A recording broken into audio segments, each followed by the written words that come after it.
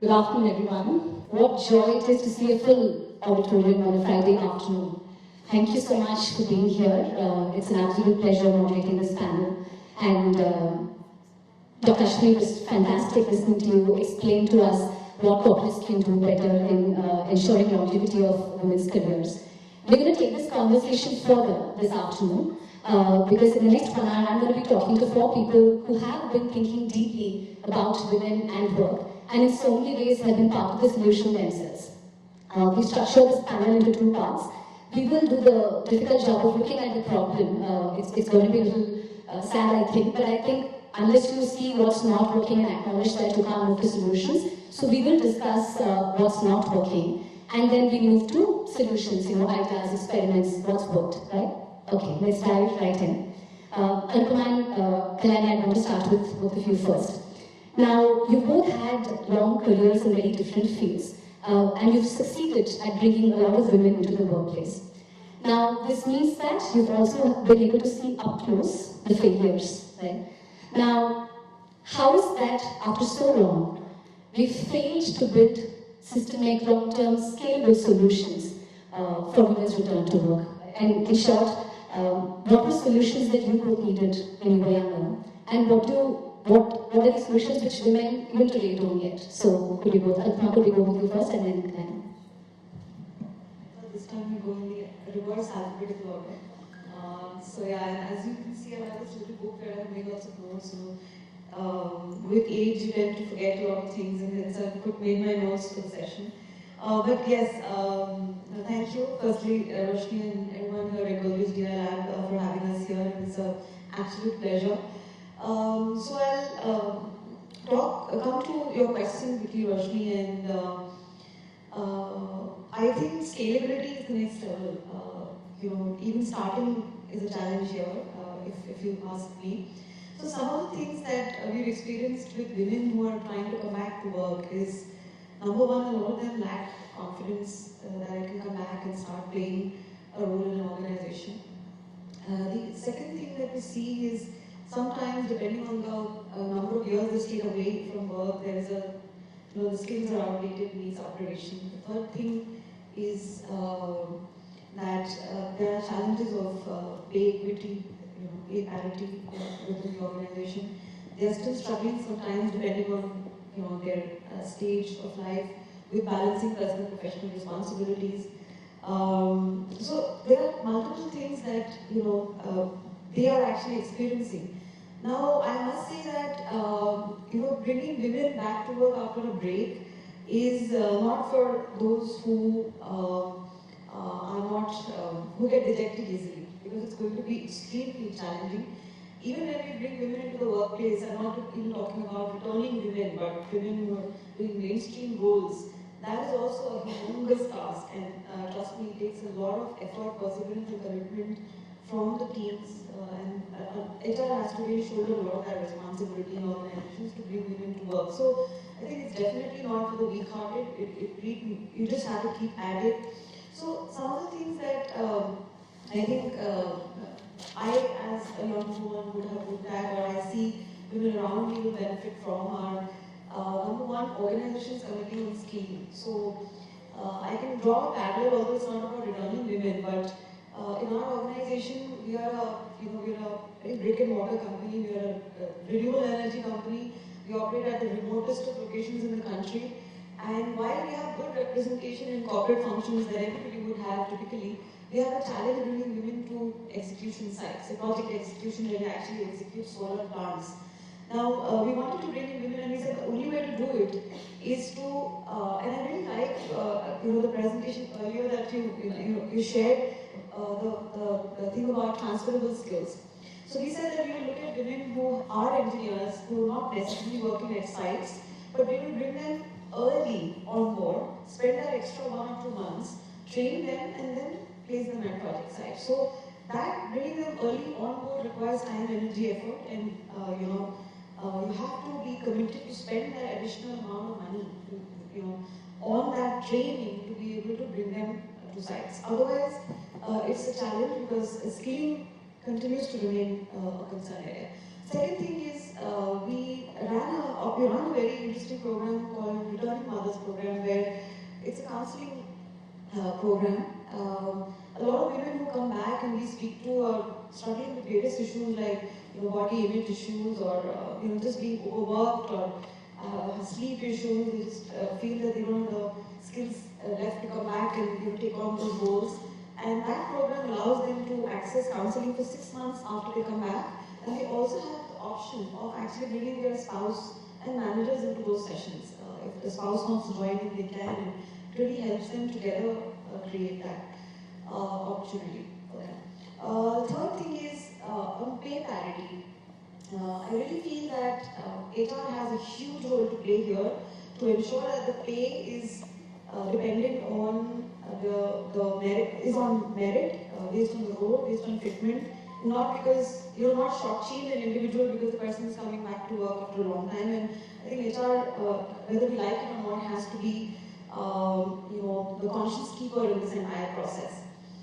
I think these are some of the things, Roshni, that we need to look at the solutions. There are many more things, but I would say that overcommitting on skilling and mentoring, counseling when they're coming back to work, even if that requires additional investment from an organization standpoint, is the only thing you can do to make this successful. A lot of organizations have programs to recruit, but after recruitment, they don't have formal programs to really bring them back to feel confident to do their jobs. And I think that's what we are doing, and I think that's what I would recommend a lot of organizations to consider. Thanks. Thank you. So I think apart from the challenges that even came in Dr. Ashwini's research, on the organization side commitment, I think a really high level of commitment and lack of that, I think, can be a big problem. Kalyan, if I could request you. Yeah, so first of all, thank you for having us. What a great way to spend Friday afternoon. And I almost thought, as I heard Mr. Sumit Mittal talk about what Godrej is doing and Dr. Ashwini, I thought the panel discussion is done, right? There's nothing more we can really add.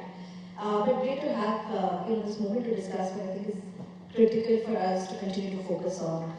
So when I think of career break for women, there are 4 ends, right? And the 4 ends are marriage, motherhood, and I extend that to caregiving. There's mobility, husbands move and they can no longer work. And there is menopause, right? And I think each of these need very different levels of intervention. And so, a lot of what you talked about, a lot of organizations do, including Accenture.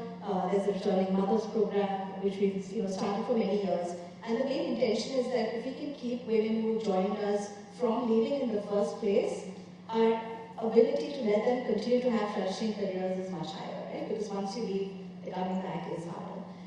Some of the other things that we've done, menopause has been a conversation over the last 2 years. We started something called Meno Warriors, which is not just women that come together to talk about something that is so incredibly broad in definition in terms of the impact it has to lives, but it's also actually got a lot of the men joining up as allies and to understand much more about what's happening to women in their lives, not just in the careers.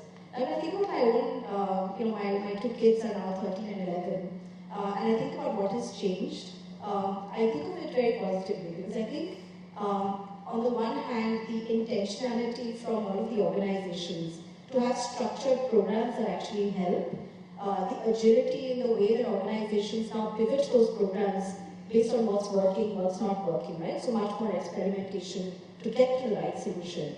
Much more today than you had, 13 years ago, right? So I think that's something, a huge step in the right direction. A lot of active advertising of all of this, which also helps to attract the talent back, right? On the other hand, and I guess unfortunately what hasn't changed, is a lot of the societal expectations of women, right? So you're still here, and I have discussions with returning women, returning mothers on every group that I'm on. And I still hear a few voices that talk about, the stigma of putting children in daycare, the expectation that women should still be cooking once they come back from, the work that they've had to do. So some of that I think is still, it'll take much more than, the few of us, the few organizations. It's a societal change, it's a generational change, which I think will take longer, but I think it's all a step in the right direction. I've personally, treated my return back to work like a buffet where I sampled everything until I found something that really worked, right? So I started with work from home, which turned into overwork from home. So all of the mothers who've done that, you know what I mean. And then I said I'm going to do part-time. Again, part-time work from home, which meant there was no part-time, we were actually working full-time. And so I finally decided I'm just going to go back. I'm going to go back to for 4.5 hours. And I had everybody around me tell me, oh, you shouldn't do that. That's not the right solution. Because everything else gives you flexibility. And I said, absolutely not. I said, I will do nothing. I will draw salary until you find me something that works for exactly what I want. So I think the reason I tell this so elaborately is, you know, very often there are a lot of options. All of our journeys are unique. So finding what works for you and being, I would say, adamant about, you know, making sure that the system around you will mold and meld until that, you know, you get to that level of, you know, what's really working for you. I think it's something that we probably, each of us owe to ourselves. And yes, it's not easy. You do need family support. You know, so my mother, my mother-in-law, my husband, big shout out to them. They've been a huge part of the whole thing. And of course, you need the organizational support as well. Thanks, Delaney. Nupur, coming to you, the world of finance, of foreign investment, of the private equity space is known for moving very, very fast, right, and breaking things. The one thing that it can't seem to be able to break is the glass ceiling.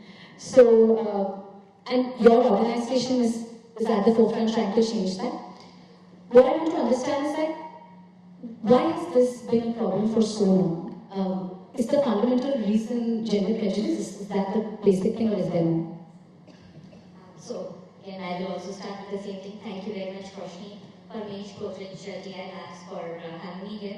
So, it's a fantastic opportunity to actually see in person and meet people who are living everything that we want to see happen, and you know that we want people to do. You're already doing it, so it's really such an honor. Like I said, I come from the alternate investment industry, and let me share some data.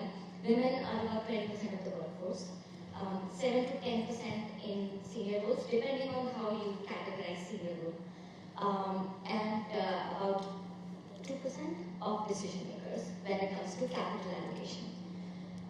So as you can see, it's heavily male dominated, and you take it forward, there is a direct correlation that capital that is allocated to back women-led companies ranges between 1.3 to 7%, again depending on how you define women-led, how generous you can get with it.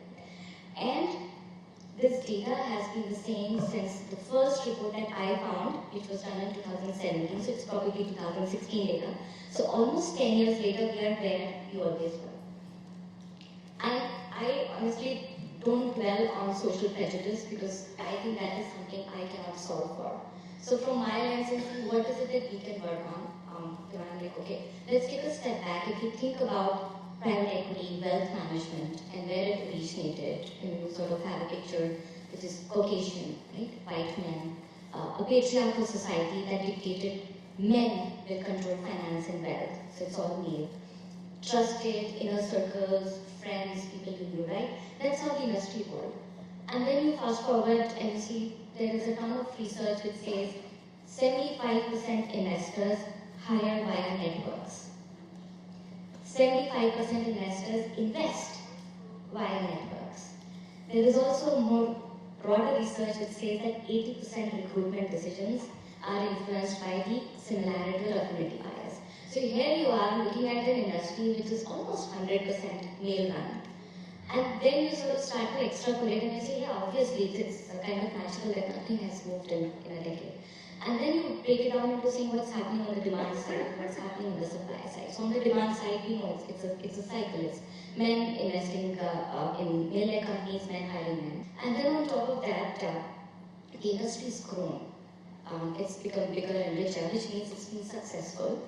So there is really no imperative to do anything differently. So while you can throw data out and say your median IRRs will be better if you have gender balanced teams, by and large people are basically saying, listen, you don't need that 18% higher median IRR, you're doing very well. So there's no real reason for them to do anything differently. On the other side, when I look at supply, clearly not enough women at senior leadership roles, so the role model thing comes in.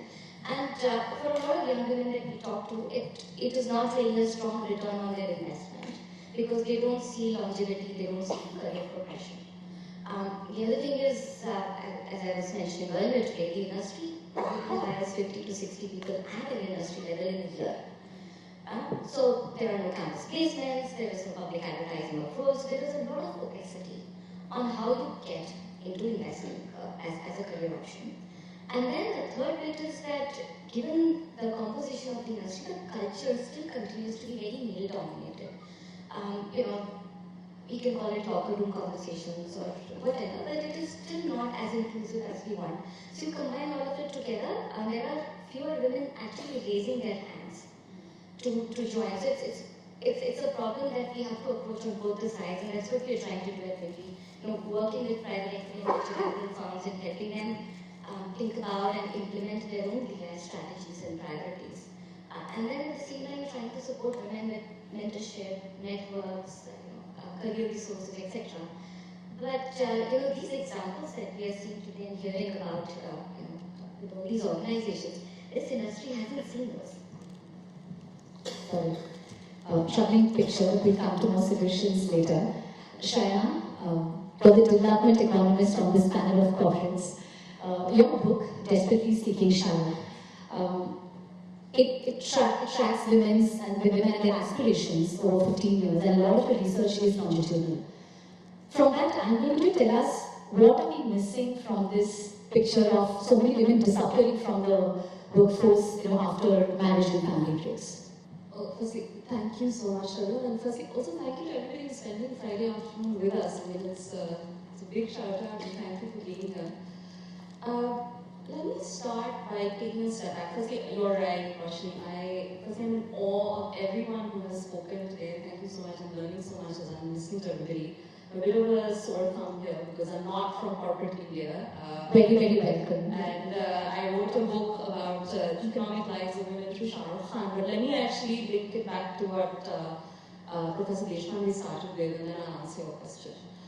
I had the privilege of following very different women from very different parts of our country's economy. One's a home-based government worker, another one is a migrant domestic worker, a young woman who ran away from an arranged marriage in Rajasthan to become an in-flight attendant.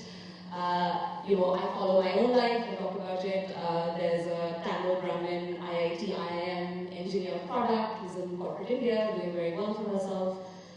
And I essentially asked all these women for 15 years of their lives and mine, how were their economic lives shaping up, what were they feeling like, right? Because I think to the point that data tends to hide a lot of the social churn, right? Because if you hear these stories, data would never capture the stories because the data would be very dismal. But there's a lot that is shifting. We know it in our everyday interpersonal lives, in the workplace, in our families. And when I asked all these women, and I'll give a little plug to Mr. Khan for a second, the one thing that's common amongst all these women is they're big Shah Rukh Khan fans, and I used to ask them, why do you like him?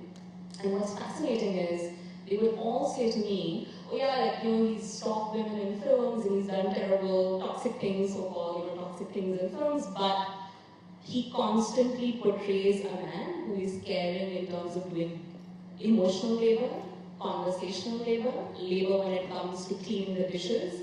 Someone keeps talking about how he made chicken for his wife and David Letterman in one of their interviews.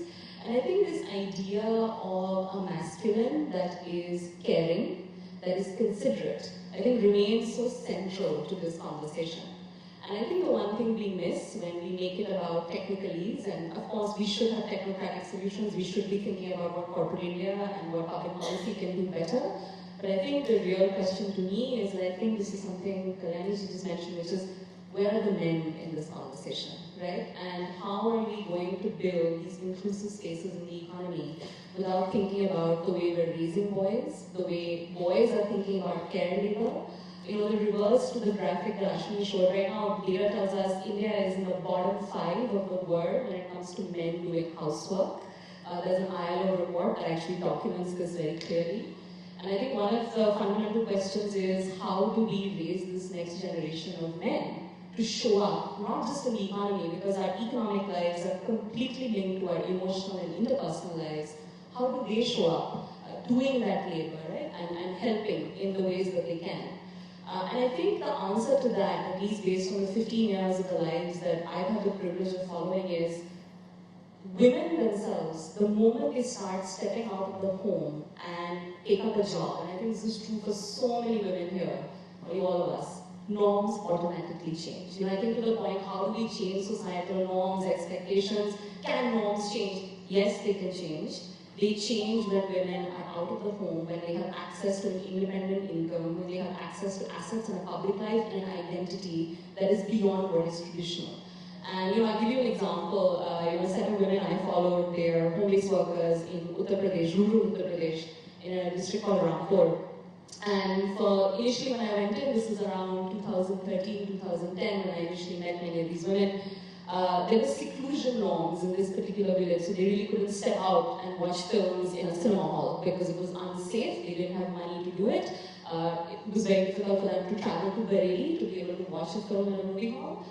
When I go back now, each one of them, because they all stepped out of the home through these new jobs that were created because suddenly home-based work opportunities were available, they're all watching Shah Rukh Khan on their phone, or they started actually organizing screenings within their own village before they all had mobiles, just so that they could have joy and leisure for themselves. And I think that's just an example to say, if you connect women to opportunities, the norms will change. I think we make, and I know this is something I've discussed with Professor Deshpande so much, which is, I think we get the wrong end of the apple and the cart, which is that we keep thinking, well, norms will change and then more women will connect jobs. I think the story of at least the 15 years of my longitudinal research is, if you connect women to jobs, and by the way, those jobs can be low-paying jobs, they can be difficult jobs. I think to the point that many people made here may not be the best working environment, but women then, through their own agency, will try and make the most of it. And immediately if you start to see, I followed boys, that I've had the privilege of also seeing some of the boys and some of the women I followed and raised,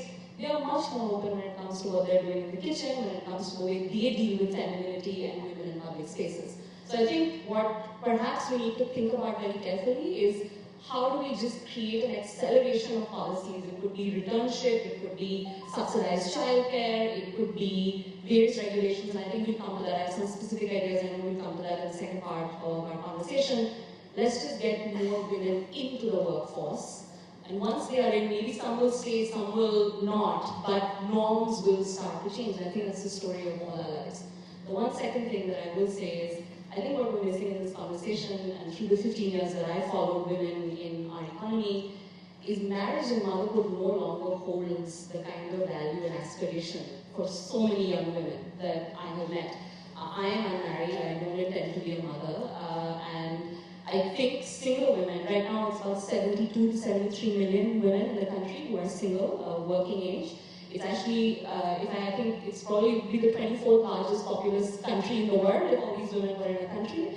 And I think maybe what I'd encourage the DEI lab and colleagues to think about very carefully is, how do we make it safer and easier for single women to connect to the economy? And the reason this is very important is, jobs in India are not they're not everywhere, they're concentrated in certain areas. To be able to connect to opportunities, you need to be able to move safely, find accommodation, be able to live in those spaces. We know from some of the best examples of corporate India that when you think about these combinations, transport, support systems, and accommodation, those three are the really critical building blocks to get young women into good jobs and retain them in those particular jobs. But for most single women, in the unsafe spaces that we all occupy, this is an extreme luxury. I mean, I belong to one of the most privileged groups in the country, and I can tell you that I pay higher rent because I have to live in a safe neighborhood where typically expats live, we drive up the rent. There are all these different considerations. And so I think, to me, having an honest conversation about the fact that actually the shape of the labor market is no longer going to perhaps be linked to families. Globally, we're seeing this. There is such a demographic shift in the way not just young women, but even young men. There will be more single people in the world that we are living in now for the future. And designing policies that think about how do we deal with that singleness, right, of a person when they are a worker at the workplace or as someone who is being regulated by public policy outside, I think is going to be really important. Because I don't see that population, and I know often we say marriages, it's a very sticky norm in India, but I see the shifts across the board. I mean, from rural UP to Jharkhand, marriage no longer holds, I think, that central fulcrum anymore. And I think we have to acknowledge that in the way we think about the workplace. Fantastic. Thanks for that. We have seen that actually, because a lot of, in fact, the factory workforce that Sumit was talking about earlier today, a lot of the people who come in, and then of course it's because it's entry level talent and you are hiring young girls, so accommodation is a problem. So we have had to think about what's transport going to look for them. Single, you just can't find accommodation even in a Bombay, so you have to write that this is coming up. So I think there's a lot of stuff for us to face and respond to. The good parts that you've all been part of these solutions too. So we'd love to now hear experiments, and some of it came in what you shared already. But could we dive in a little deeper into what has really worked? And Nicola, let's start with you. It is a troubling picture, like you picked it for us, but the fact is that you're right there fighting this battle. How are you getting people to care for for gender diversity, women representation in private equity? And how are you getting them to invest? And are people getting the scale of the problem of what you just explained to us? Let me start with the last question first. I don't think people understand the scale of the problem. And this is true for both men and women. And to be very honest, I don't blame them. I think if I look back about 7 years ago, I was also one of those people who said, my life is fine, my career is fine, what is all this about supporting women? I did not understand it because DEI, it is so nuanced. It's a very, very complex subject and it has layers and layers and layers. So 5 years at Bindi has really educated me a lot about this stuff. So I'm not surprised that people who are investing as their day jobs are really not as clued in as we would want them to be. And then, DI can be a buzzword or it can be the X buzzword as we're seeing in the US right now. So yes, I don't think the same level of buy-in exists. And I think the industry that I am from, it is really way behind corporate India. So we are really at a very, very early, at a starting point. What has worked for us is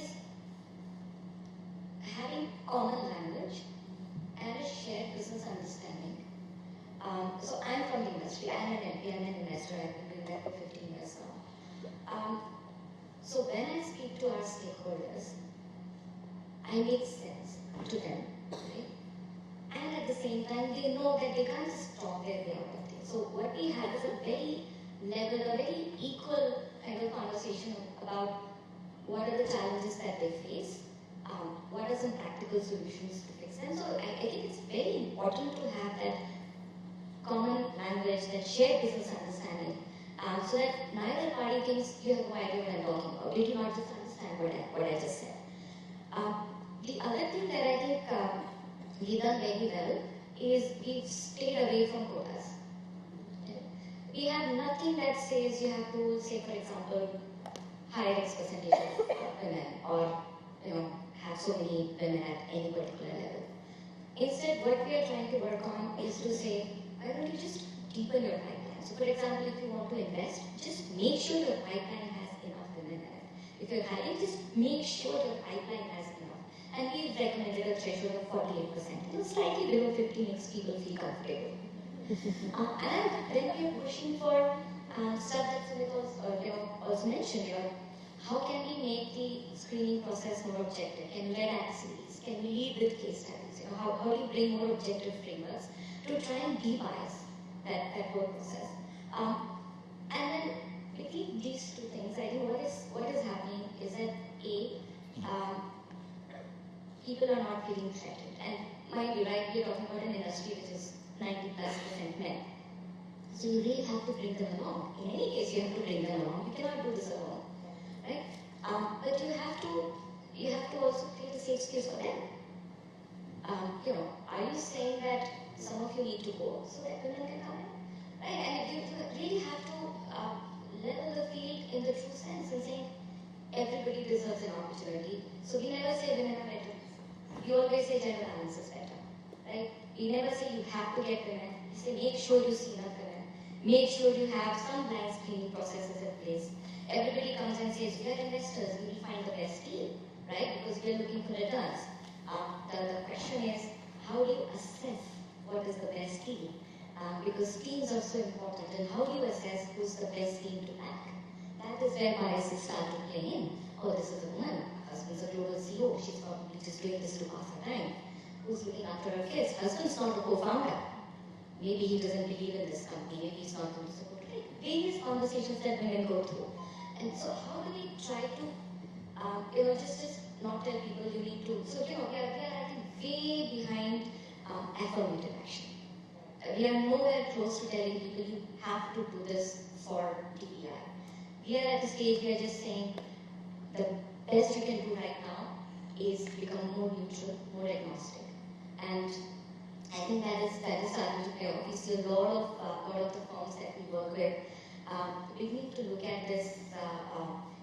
People have to look at this in their own context. It has to be value accretive in their own context, right? So people are thinking about this in terms of attracting talent, maybe low attrition.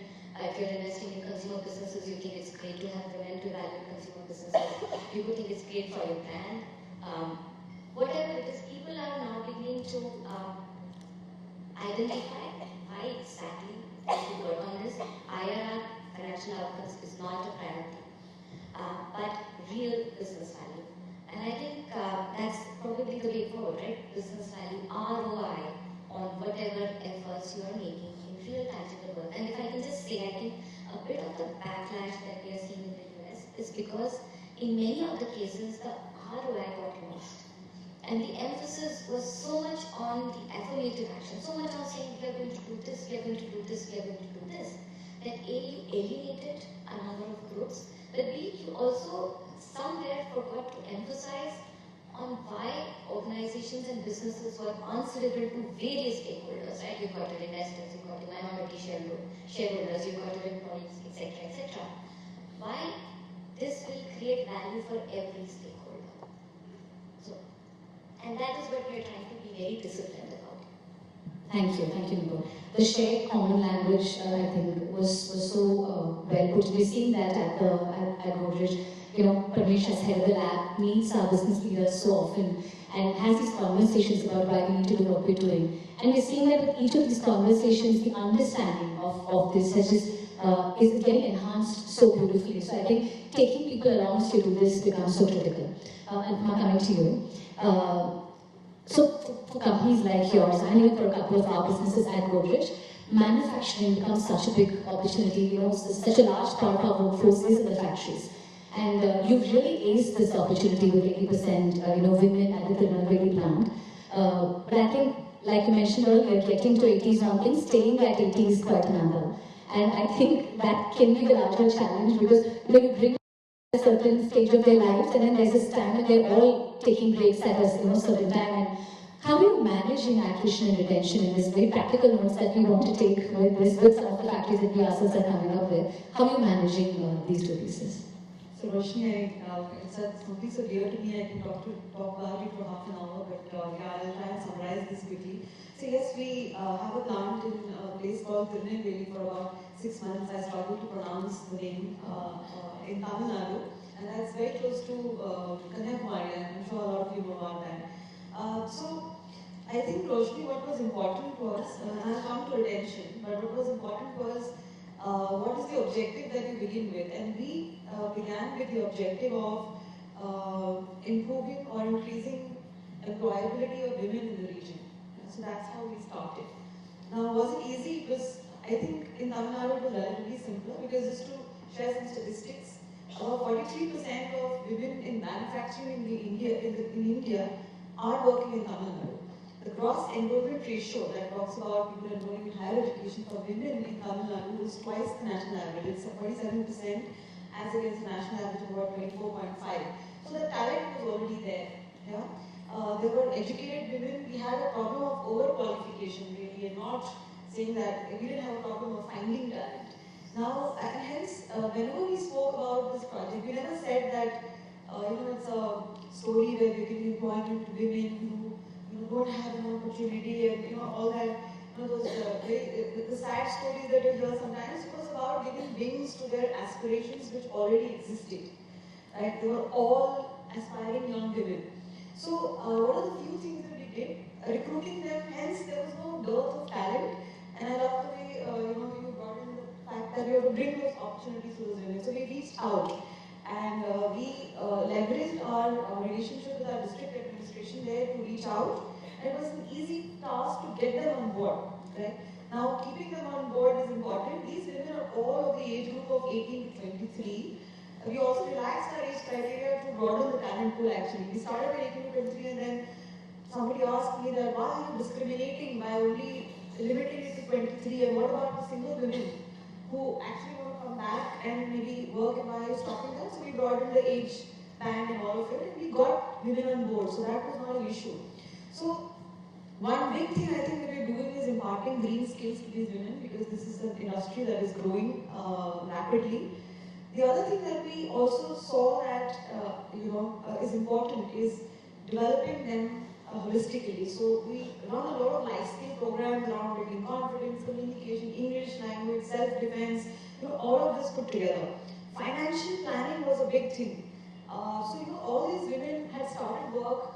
I remember when we ran our job fair in Tirunelveli, we were thinking how many women are going to come and 5,000 women came for that job fair and walked into that job fair. And there was actually a ruckus outside the premises because men had gathered outside. And they were saying, if they take our jobs, what will we do? So we had the government had deployed about 220 policemen outside around the region, and they handled the situation. And we told the men that please put in your resumes into the drop box and we will revert. And we did because we were hiring 20% men.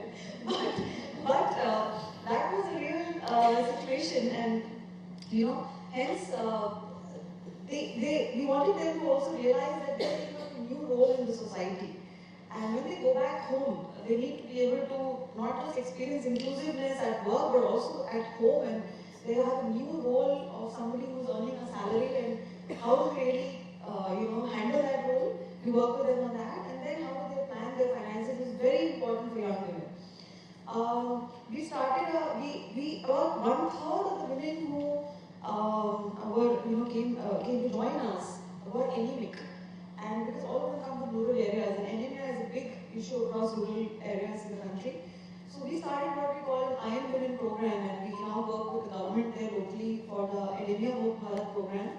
And we basically give them supplements and awareness of how they can use inexpensive methods to have a better diet at home, maybe with things like curry leaves and moringa and all of that, and still have the iron levels that they need. And we track that. So in the last 12 months, 35% of those women have been out of anemia and they have sustained it. And this one is taken a target. About 500 women have enrolled in that because they're all anemic. So we also realized that this is an age group of 18 to 23. Before we went in, our group company Tata Electronics told us that a lot of these women have relationships when they're young, and there were instances where they actually run away, and it happens with us even today. Someone's missing. The family is coming to us and all that. And there were cases of suicides that happened, and mental health was extremely important. And this was the first plant where we set up on-site mental health. We were always very shy about it, and we said, okay, we'll do online counseling. People may not want to walk in. In the last 8 months, about 6 women on an average have walked into the center, apart from online, and have, I think almost over 100 counseling sessions because each have gone through multiple counseling sessions. They are really coming out and speaking to them there. So mental health was a big focus area. Infrastructure. A canteen, of course, hostels for them, transport. What we're doing in canteen is when we talk about Anemia Mukht Bharat, we are not just saying we want to do it because we want to run a program that we can talk about. We have a nutritionist who's actually reviewed our entire menu on that, and we keep introducing things that will give balanced levels of iron. We have a local jaggery that we give along with the food and things like that. So we make those modifications so that women get the necessary nutrition and iron that they need. If you talk about transport, we're working with an app in all our buses because all of them go right up to 50-60 kilometers into rural areas. So the buses are equipped with an app where we, sitting in a central control room, can track whether they've been dropped at the last spot in the night shift. Because the women work in night shifts in Tamil Nadu, by the way. They work across 3 shifts. So we know whether the woman has been dropped to her doorstep or not in the night shift, and that comes back to us. If not, then there is a emergency call that goes to their family and all of that. So there's a central control room that tracks that. So there are all of these things that we're doing, over and above just bringing them and treating them like resources who will come and perform a job, or they will produce the megawatt that we need them to produce. So I think that's extremely important, Roshni. I think at the end of the day, it's critical to go beyond what's expected, what is mandated by law, and see what you can do. I think your heart has to be in it. Today, as we speak, we have a skilling center where we have the capability of skilling about 100 women every month in green skills. And we've gone beyond, looking at our own capital requirements. We're working with our competitor companies in that region to be able to provide them skilled, trained women in green skills, and say that, okay, our objective is to increase participation of women in this region and in this vicinity. So we will train women and give you, please have women in your plant. So we are doing collaborative efforts like these. It's not about competing with them alone.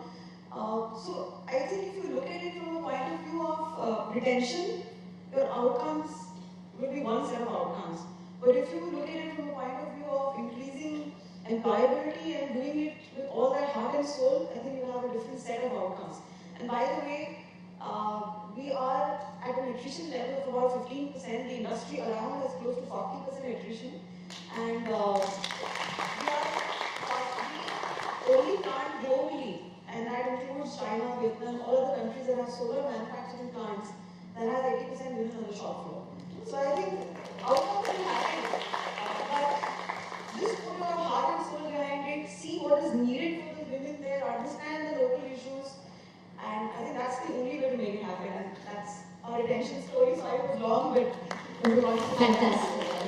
Just so much to learn from them, clear, actionable stuff, just stuff that we can take notes and that honestly can transform all the workplaces. Kalani, coming to you now. The tech space is known to be, if you look at numbers as a sector, it's sort of ahead of an FMCG, manufacturing and so on. But have there been any market experiments, really fantastic stuff that's happened globally or in India that you think actually translate to even other parts of the industry? Yeah, so I think you're right. Tech space does have, I would say three privileges, right? One is that remote working is easy, so you can be wherever you are and be as productive as the person who's in the office. The second is India in particular actually has a very strong availability of women in STEM. Okay? I talk to people all over the world, not of Western countries, and they actually don't have that, right? So in that way, India is one. And I think the third part is that the core of our industry is based on innovation, right? And innovation then requires, mandates having diverse thinking and inclusion, right? So in a way, the ROI, as you put it, is part of our core strategic process in terms of how we hire. Now that being said, there still is a lot of question is, do you throw money at it? Yes, you do have to throw a fair amount of money at it. There's policies that need to enable women to be able to work safely. There's childcare. Childcare is available free of cost or highly subsidized, both for men as well as women. So there are a lot of men who choose to use the extent of childcare as opposed to using whatever that the rest of the family might have available. There's a lot of emphasis on employee resource groups, and the employee resource groups, again, it's there's returning mothers, that's one segment, but there's also single mothers. And actually single parents, and yes, in the single parents, 95% are women, but there are the 5% men. And I think making that open to everybody is part of our very intentional approach to being inclusive in every part of what we do. Right? In terms of experiments, there have been many. So one of the things that we did is when we're looking at how to make inclusion interesting and how to make it interesting to a young generation, right? Because honestly, a lot of us, grew up in a very different sort of world and circumstance. We look at the millennials and what follows after that, and it's a very different world, right? So we do a lot of bite-sized, gamified, we run, I don't call it training because that sort of brings it down from there to here. But it really is bringing it into a very, bringing it into a format that a world that's much more obsessed with minute reels can appreciate and we understand.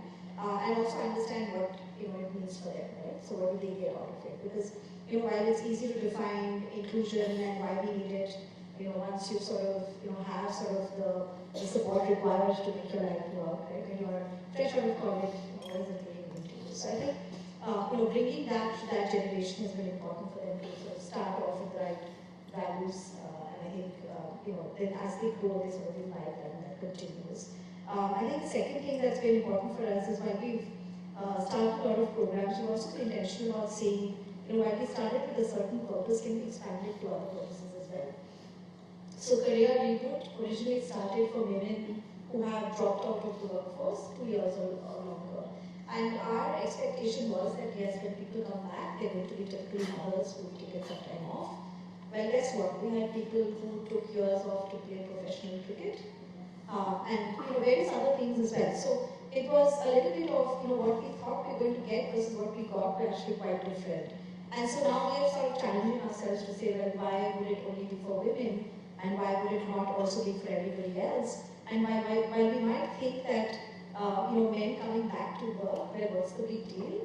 Actually, the stigma for men coming back to work is even worse than women coming back to work, right? Because there's an expectation that they'll always be the one who's the economic earner. So I think there are a lot of different things that we keep trying. Not everything succeeds at scale, right? But I think the agility of continuously trying to make different programs that may or may not hit the mark, and then learning from that is what makes it, I think, effective and interesting for everybody, right? Because everybody wants to be part of something new. So I think keeping that brand exciting and new, I think has helped. And I think the results speak for itself. We're 48% women globally. India is actually a little higher, so I'm very proud of that fact, because all of our clients, the moment they hear 48, they ask what's the India number, they're expecting it's going to be this little. No, it's not, it's actually better. And in leadership as well, and I mean leadership in the true sense, right? So the people who manage the P&L, we're 30% women. So I think, we've made great strides. It is an industry that, of course, is supportive and enables this kind of, it's not the same to the right and to the left for sure. But I think even in that, I think the reason we've had these extraordinary numbers is because we've taken those really extraordinary strides along the way.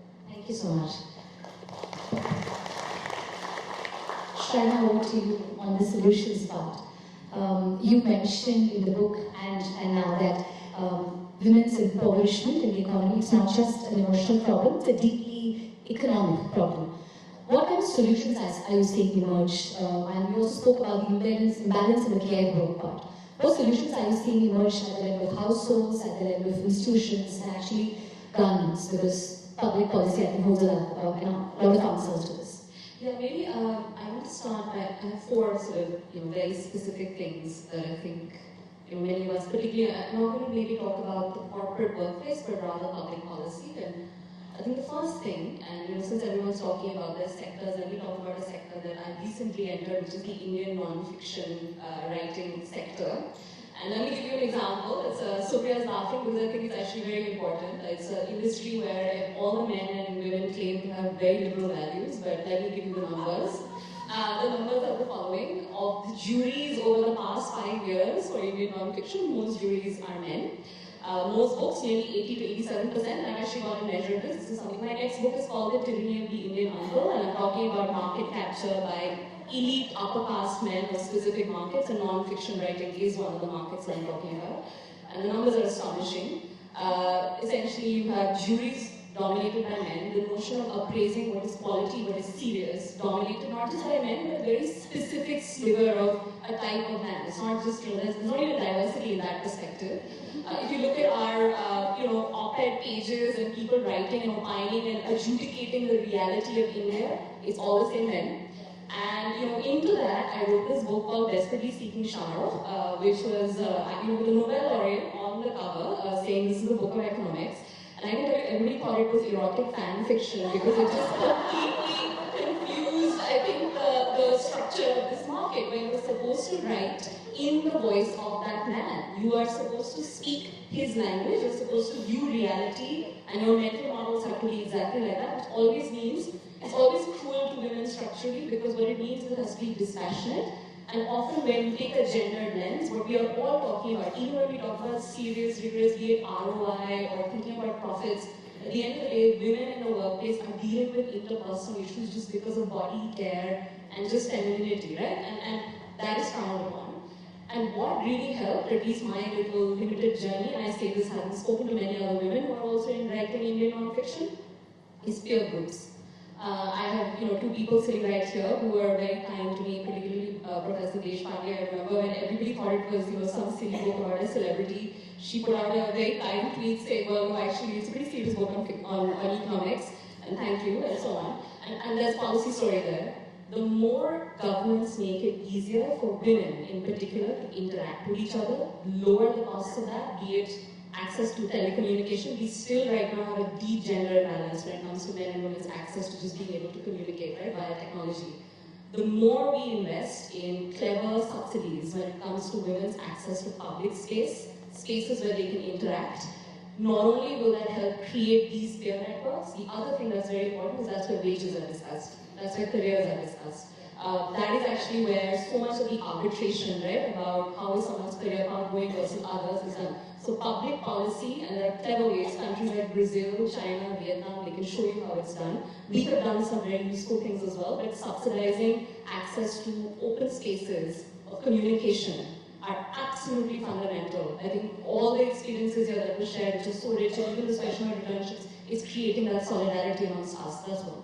Second, not only are we in the bottom 5 when it comes to men helping in housework, we're also sadly in the bottom 5 when it comes to governments investing in care infrastructure. And that has to change. There are positive moves in that direction, but a lot more has to be done. And I'm not just saying, just spend writ large. Think carefully about the quality of the spending. We have far too many government programs that say they're doing economic inclusion of women, but they're all fragmented, they're not talking to each other, they're not assessed properly. Thinking about a holistic way, maybe that money can be consolidated and somewhere it can be moved into other spends, right? So thinking carefully about how you actually budget for care, that's the second. The third, high time we actually thought about differentiated retirement ages for men and women. I mean, I think to this point about returnship, it's absolutely vital to recognize that there will be a period of time where women will be missing from the paid workforce. Perhaps thinking about extending those years, right? Maybe instead of 60, you make it 65, or you have some kind of vision which recognizes those differences. And then that brings me to the fourth point, because immediately then there will be a group of people who are impacted by it, often men, who will be very unhappy. I think nothing short of deep work with our boys in our education system is going to solve the crisis of masculinity. We have a serious problem. I think all of us, right, and the way we talk about this, we're trying to skirt the issue because it is a problem. Often, when we're talking about solutions, we're constantly very worried about upsetting and offending the other. I can assure you that when the reverse conversation is happening, that consideration is barely extended, right? And I think that is not a problem corporate India or the workplace can solve. That is a problem education systems and investing in a certain kind of education can solve. And there are stories about this. How did the Chinese go from binding feet of women to one of the highest rates of female labor force participation? It wasn't just magic, it was because there was this concept of the Shanghai husband, which is something I really enjoy talking about, this idea that you have a man who's willing to sort of hold a woman's bag, help her in the kitchen, these different ways of praising and valuing masculinity. That's not going to come from corporate India, but I think there has to be very serious thought on how you actually think about pedagogy and curriculum. And the last thing I will say is we have to think about, I know we're very touchy about the question around affirmative action, but during when I was doing this research on the tyranny of the Indian uncle, a young woman told me she quit the workforce and she's a very well-paid, very successful company, she will not be named, and she basically yelled at her boss and she said, I don't want to be in this economy that you have designed. Why should I be in this? So you've made the rules of the game and I don't want to be in this, and I'd much rather just be at home and do my own thing. And I think unless we radically push for more women, and not just women, just different types of perspectives, a diversity of perspectives in the way many of these organizations are designed. And I don't just mean corporate India, I mean who is your labor inspector in India right now. For example, we know 80% of manufacturing jobs that women are doing in India are at home. When you actually go and ask a labor inspector, and I used to do this, we used to go ask labor inspectors, why are these women working from home, working many hours, not being given minimum wage, any basic social security, the answer will always be, but it's home. Home is where, you know, she's just not, it's not serious, right? Linking back to my non-serious, non-fiction uncles, this idea that we have a policy set up which is completely hostage to this idea of a kind of cognitive model that really struggles to take, I think, women's bodies seriously. We have to change that. And that, I think it's burdening the corporate sector. I think the corporate sector is doing a lot when it comes to what it's trying to do. But I think a lot of this will have to come from public policy, from education. So those are my 4 things.